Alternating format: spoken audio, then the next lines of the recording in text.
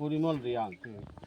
আমাদের এখানে যিনি প্রার্থী হয়েছেন সঞ্জীব রিয়াং, ওনার হইয়া আমরা প্রচারে আইছি, কারণ উনি বিভিন্ন প্রত্যেকটা বাড়িতে যাওয়া সম্ভব না, ভৌগোলিক অবস্থানে অনেক দূর দূর আছে, 3টা 4টা 5টা মণ্ডল আছে, জেলা আছে, তার জন্য ওনার হইয়া আমরা প্রচারে আইছি।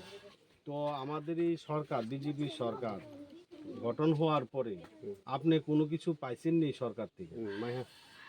কি কি পাইছেন?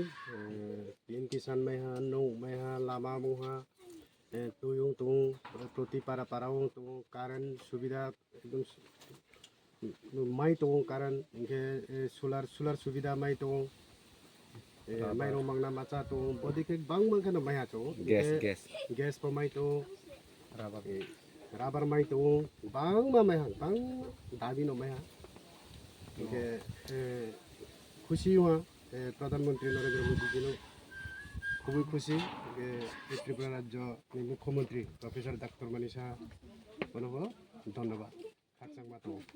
তো আগামী দিনে আমাদের খুমলুঙে কার সরকার দেখতেন চান? বিজেপি সরকারও নাই, বিজেপি সরকার দেখতেন চান। তো আপনি আগে যে একটা সরকার ছিল ত্রিপুরা রাজ্যে 25 বছর বাম শাসন ছিল, এই সরকারের সময় কিছু পাইছেন নাকি? মাইয়া মেয়ের আপনি সময় অনেক ভুগে কষ্ট।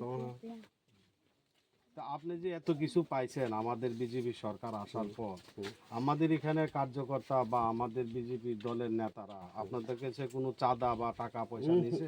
গদিন বা চাঁদা কোনো মিটিং মিছিল করে অন্য আচুয়াচুনো সব কিছু সুবিধা বুকে পাইতো। আচ্ছা, ঠিক আছে।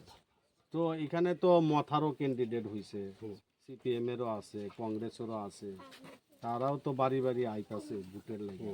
আপনার কি মনে হয়? আইকো কোনো ইয়াতো বিজেপি যত নিন খাওয়ানো বিজেপি তো হবে সে কাউকে যত জায়গা। আপনারও অসংখ্য ধন্যবাদ, ভালো থাকবেন।